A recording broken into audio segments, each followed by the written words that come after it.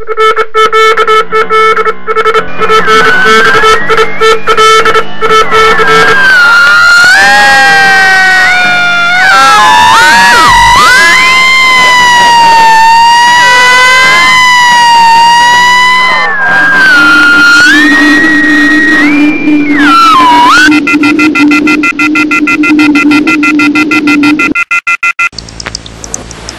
evening, fans, and welcome to BLOODSHOT THEATRE Modern Classics. I am your host, e.spanto. Tonight, the screen destructs the screen with 300,000 volts of horror.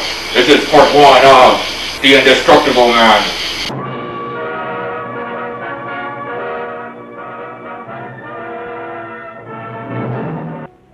It was the day before the butcher was to be executed. He was visited by his attorney, Paul Lowe, in the death house. It was at this first meeting the Butcher Benton case took its first switch. Well, that's it, Butcher. The evidence against you was so strong, the governor turned down your appeal. You're a rotten liar, Lowe. You started round, and now you're still trying to throw me curves. Look, I don't blame you for being edgy, but get this straight. I didn't double-cross you. I never worked harder for a client. You mean you never worked harder for a client to get him sentenced? You're a fool, Butcher. If you hadn't tried to double-cross Screamy Ellis and Joe Marcelli, they wouldn't have turned state's evidence against you. But you had to get greedy. You wanted to keep the whole $600,000 for yourself. Well, the boys got sore, and I don't blame them. It was all your idea. You planned the whole job. You hired us. When you found out I'd staged the money, you decided it was time for me to die. You got those 2 crumbs to turn state's evidence on me. You stinking rotten mouthpiece. We both know that isn't true, Butcher. Now, look, what's the sense in not giving me the money? It's not going to do you any good. Well, I'll have the satisfaction of knowing that none of you 3 crumbs are going to spend it. What about Eva? Don't you owe her something? You tell me where the money is, I'll see that she gets your share. I've got a different idea. I'm going to kill you and Squeamy and Joe. Then I'll take care of Eva myself. You thick-headed ape, you're gonna die tomorrow. Remember what I said. I'm gonna get you. All 3 of you. Even for you, Butcher, that'd be quite a trick. So long, dead man. Remember what I said. I'm gonna kill you. All 3 of you. 200 miles away in San Francisco, the case took another switch, which turned the next 72 hours into one long, hideous nightmare. Dr. Bradshaw, a distinguished biochemist, was making preparations for a final experiment which he hoped would lead the way to a cure for cancer. He'd been successful with laboratory animals. The last step called for a human body. And Dr. Bradshaw's assistant quickly made a deal with a local mortuary and returned to the laboratory with the dead body of Butcher Benton.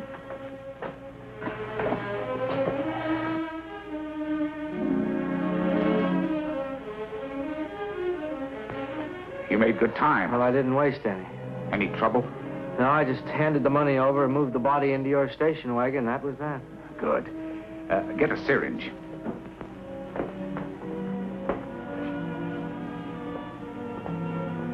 He's in good shape. Well, I hope so.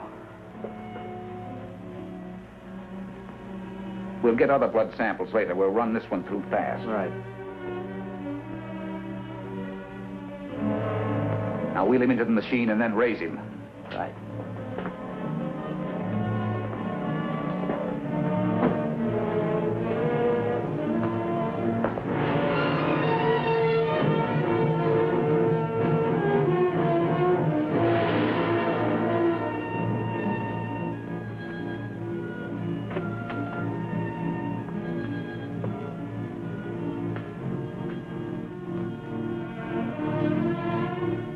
Ready? You mean you're going to give him 287,000 volts? Yes, yes. I'll get the fluoroscope set. We'll check with that before we start dissecting. Turn off the lights.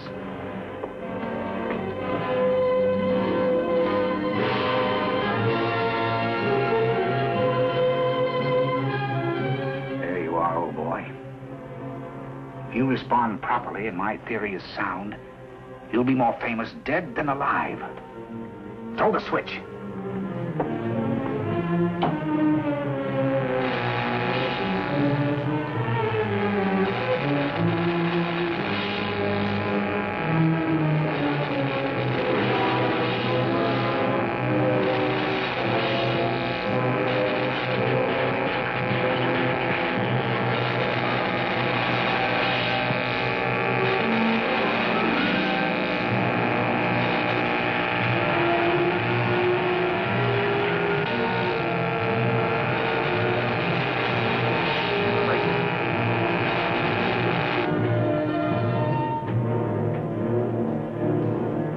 Wait, I thought I saw a pulsation of the heart.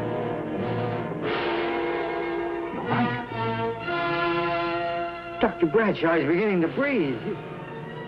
You've brought this man back to life. No. The heart muscle has simply responded to a terrific electrical shock, that's all. Yes, but it does prove that the cells still function.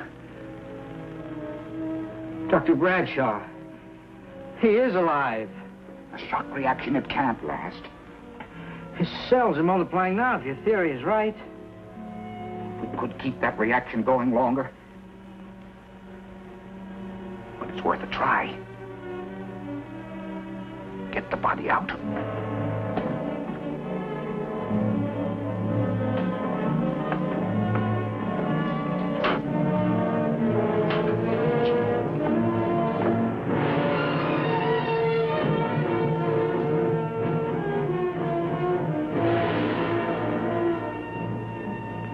Get some adrenaline from the supply room. Some amyl nitrite, too.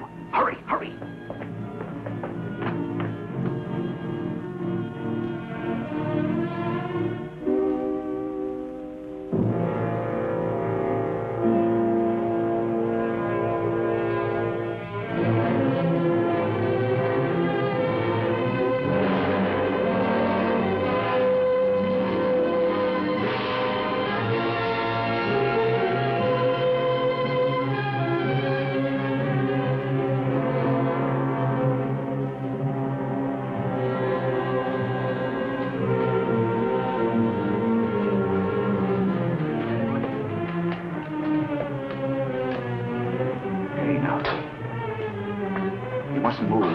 Your heart can't stand the strain.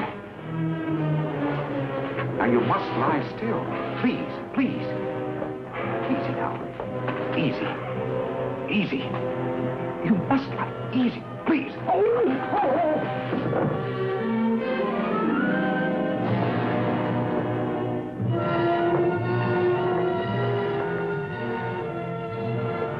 Dr. Bradshaw's experiment had given life back to the butcher.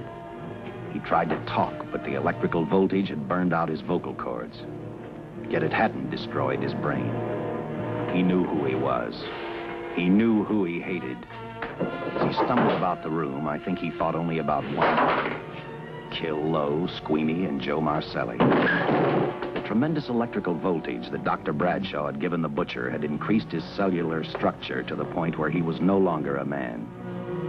Dr. Bradshaw's experiment had created a vicious, brutal animal with an almost inconceivable amount of strength. Dr. Bradshaw must have believed the butcher's regained life would last for only a few minutes. Therefore, instead of calling for help, the doctor decided to handle his creation alone. Now, easy, Benton. Just relax. I'm a doctor. I want to try to help you. Do you understand me? You're in my laboratory. The execution was carried out and you were declared dead. I tried an experiment on you and brought you back to life, although I didn't intend that. Now, you've had a great shock. Now, come and sit down. Now, be quiet. Now, come and sit down. Take it easy. That's the boy.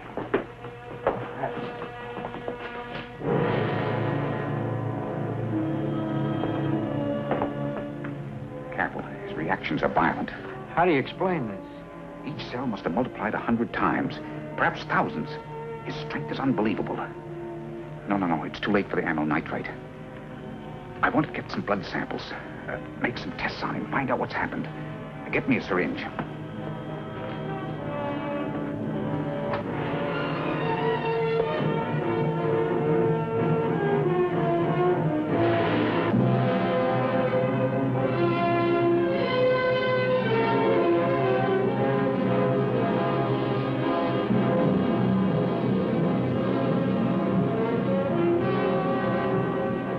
won't the needle penetrate the skin? Tissue must be nearly a solid mass of cells. How are we going to get the blood sample? Surgically, perhaps.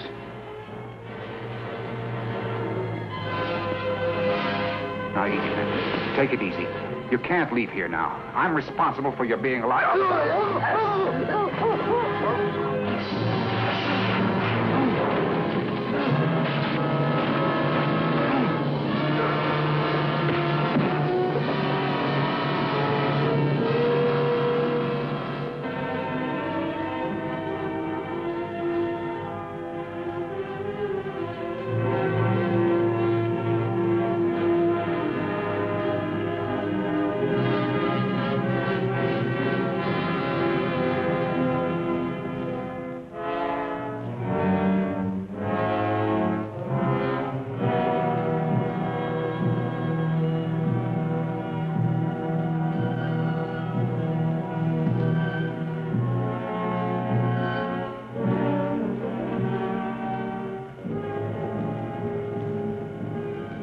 Towards the end of this case, Captain Lauder and I found out the doctor and his assistant had been murdered. But I'm getting ahead of my story. The butcher didn't know how he had been brought back from the dead, and he didn't care. All he knew, he was alive. Then this monster-made man started thinking about Los Angeles.